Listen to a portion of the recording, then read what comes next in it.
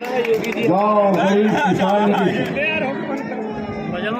भूपेश बघेल 5 साल बितालीस राजनांदगांव के ये दुर्गत करेंगे। सारे ऑफिस राजनांदगांव से ले गए। राजनांदगांव के मेडिकल कॉलेज, राजनांदगांव के स्टेडियम, राजनांदगांव के इंडोर स्पोर्ट टर्फ की हालत, राजनांदगांव के गांव के सड़क की हालत, एक यदि कोई दोषी है तो यहाँ के मुख्यमंत्री भूपेश बघेल दोषी है। बोला 7 तारीख के सजा देना है कि नहीं देना है?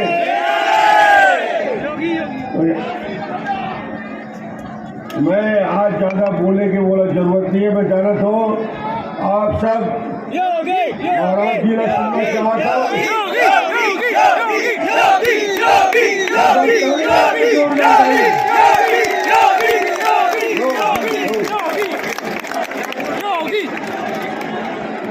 और नहीं बोला धीरे, बस भारतीय जनता पार्टी के प्रत्याशी के नाते हाथ जोड़ के निवेदन करे पर खड़े हो कि डॉक्टर रमन आपसे वोट, सहयोग, समर्थन, आशीर्वाद मांगे और आए हैं। आशीर्वाद देना है तो दोनों हाथ उठा के ताली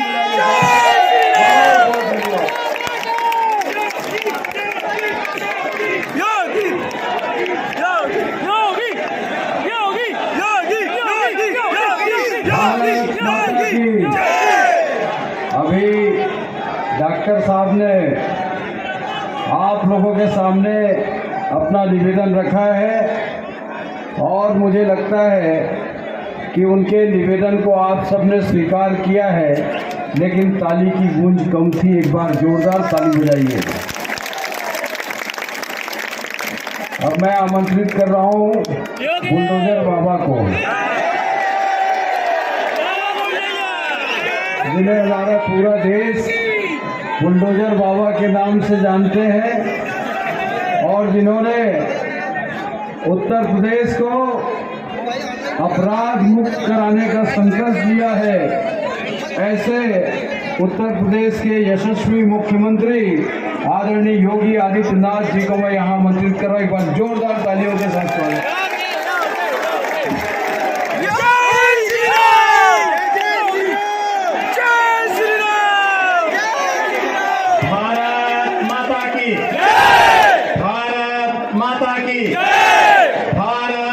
माता की, छत्तीसगढ़ महतारी की, छत्तीसगढ़ महतारी की, दंतेश्वरी माता की, दंतेश्वरी माता की, शीतला माता की, शीतला माता की, बुढ़ा देव की, बुढ़ा देव की। वंदे वंदे वंदे जय श्री राम, जय श्री राम, जय जय श्री राम।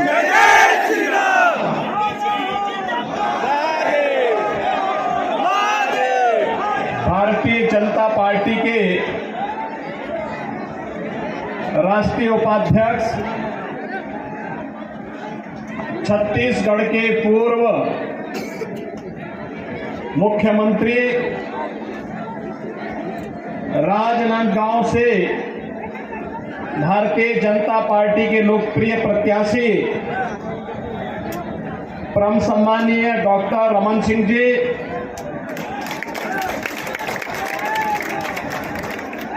माननीय सांसद श्री संतोष पांडे जी, भारतीय जनता पार्टी के प्रदेश के उपाध्यक्ष श्री मधुसूदन यादव जी, अशोक शर्मा जी, खोपचंद पारक जी, संतोष अग्रवाल जी, सुरेश एस लाल जी, सुरेश दुलानी जी,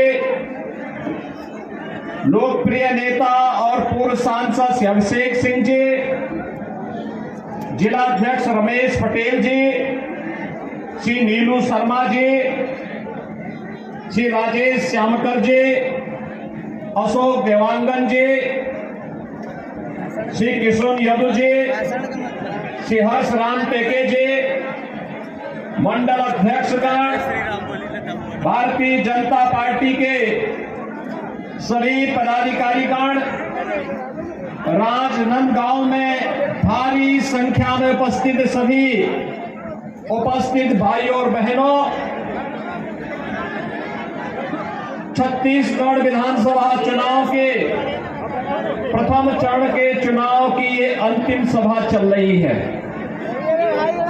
अभी कुछ ही देर के बाद पहले चरण के चुनाव का प्रचार कार्य बंद होगा और ये मेरा सौभाग्य है कि मुझे प्रथम चरण के चुनाव की इस सभा में डॉक्टर रमन सिंह जी के इस कर्म भूमि में आप सबके दर्शन करने का सौभाग्य प्राप्त हुआ है। मैं आप सबका हृदय से अभिनंदन करता हूं। भाइयों बहनों, छत्तीसगढ़ और उत्तर प्रदेश का तो बहुत नजदीक का संबंध है। ये उत्तर प्रदेश वासियों का ननिहाल जैसा है। भगवान राम की मां कौशल्या माता का मायका छत्तीसगढ़ ही है। और मैं आज आपको एहसास कराने के लिए आया हूं। जब डॉक्टर साहब मुख्यमंत्री थे तो उस समय इन्होंने घोषणा की थी कि मैं ननिहाल में पहले मंदिर का निर्माण करूंगा और ननिहाल में जब मंदिर का निर्माण होगा तो उत्तर प्रदेश में डबल इंजन की भाजपा की सरकार आएगी और राम मंदिर का निर्माण होगा। और भाइयों बहनों, डॉक्टर साहब जब यहां पे मुख्यमंत्री थे तो रायपुर में भगवान राम का भव्य राम मंदिर का निर्माण हुआ था। राम मंदिर के उद्घाटन में मुझे आने का सौभाग्य प्राप्त हुआ था। और भाइयों बहनों, देखते ही देखते 17 में उत्तर प्रदेश में भारतीय जनता पार्टी की सरकार आई। डबल इंजन की सरकार है, डबल ताकत के साथ कार्य करती है।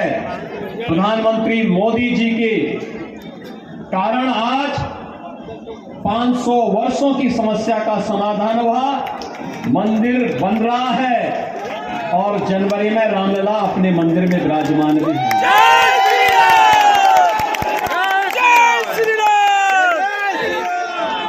रामलला का अपने मंदिर में विराजमान होने का मतलब राम राज्य की घोषणा, और राम राज्य की घोषणा का सबसे ज्यादा लाभ ननिहाल वालों को मिले, छत्तीसगढ़ वासियों को मिले।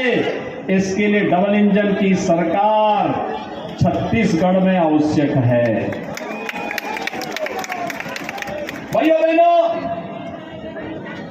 कल भी और आज भी कई सभाओं में मुझे जुड़ने का अवसर प्राप्त हुआ और मैं कह सकता हूं पूरे देश के अंदर प्रधानमंत्री मोदी जी के नेतृत्व में भारतीय जनता पार्टी की लहर है और छत्तीसगढ़ में भी मैं देख सकता हूं उसका असर है। और छत्तीसगढ़ का मन डॉक्टर यानी यहां आज एक एक जगह हमें देख करके, लोगों के उत्साह को देख करके वादा खिलाफी करने वाली, भ्रष्टाचार में लिप्त माफियाओं के शागिर्द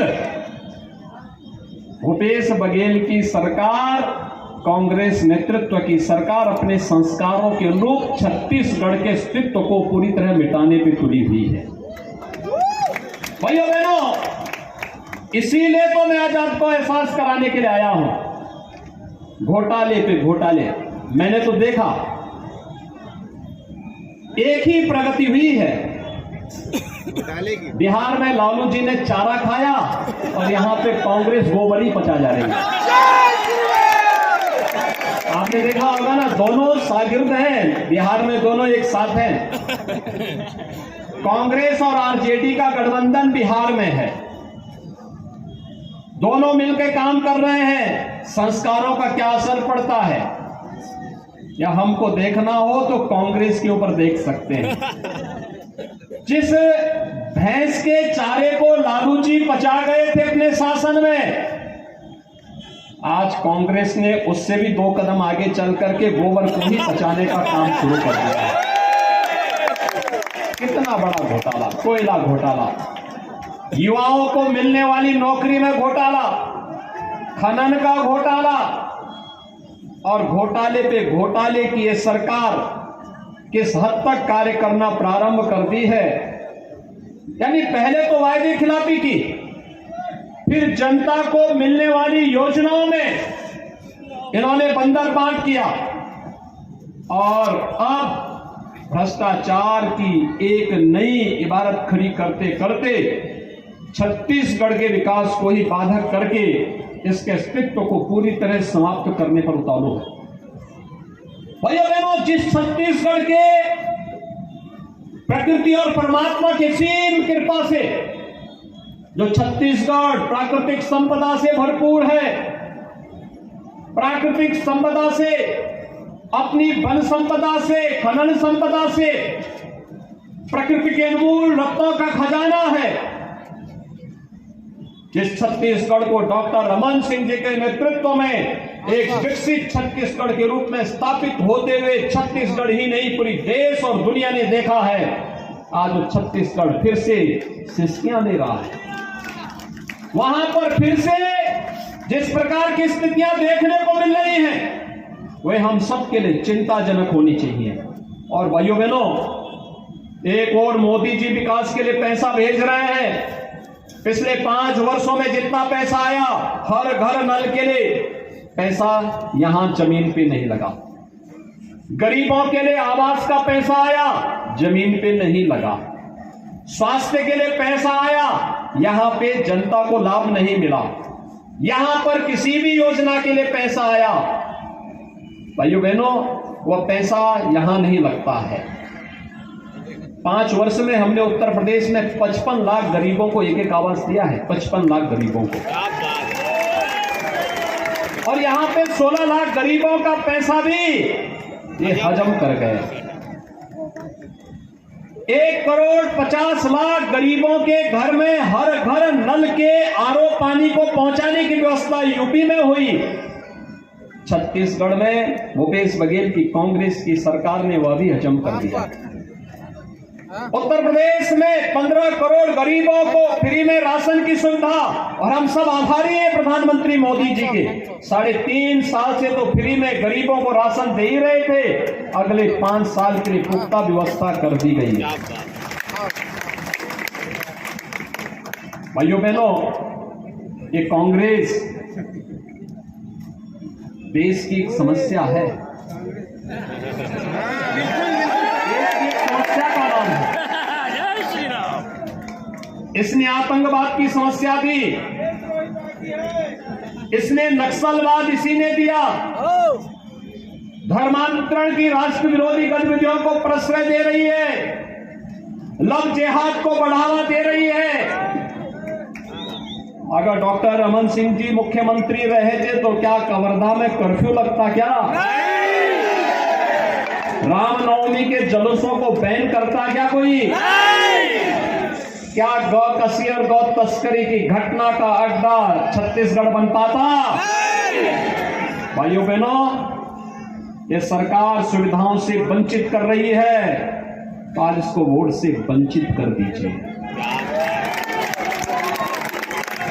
और उपचार एक ही है, जो देश के साथ गद्दारी कर रहा हो, जनता जनार्दन की साथ के साथ धोखा कर रहा हो, राजनीति को माफिया और अपराधियों के शिकंजे में जबरन उनके मुंह की ओर धकेल रहा हो, उसका उपचार आपका एक वोट है। और वोट से बनने वाली डबल इंजन की भाजपा की सरकार अपने आप ही उसको रौंदने का काम चुनाव के बाद अपने आप ही कर देगी।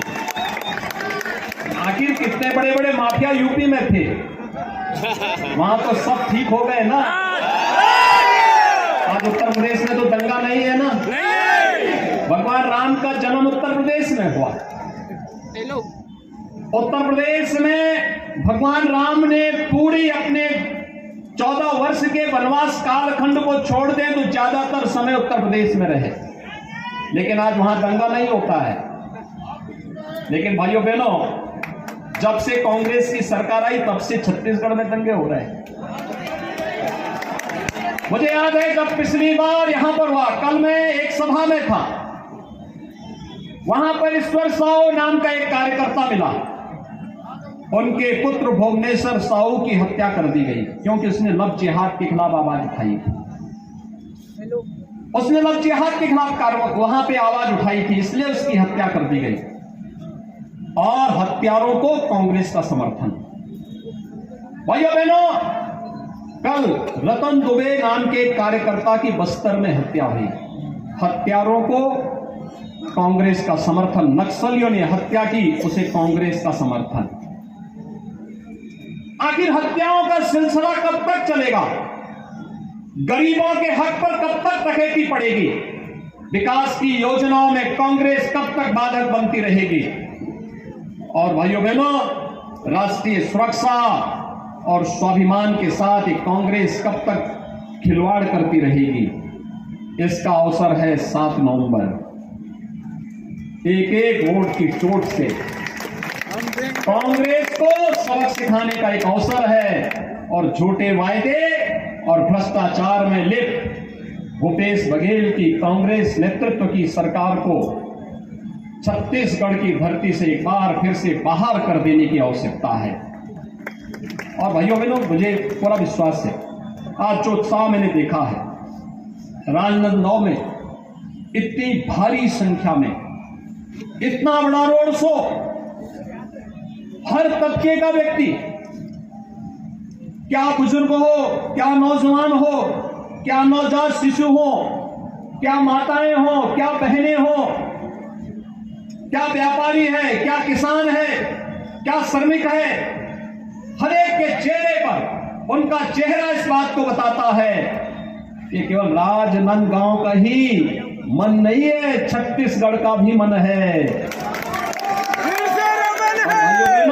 छत्तीसगढ़ के इस मन को हमें 7 नवंबर को होने वाले प्रथम चरण के चुनाव में स्पष्ट कर देना होगा। एक एक सीट पर कांग्रेस की जमानत जब्त करने की आवश्यकता है।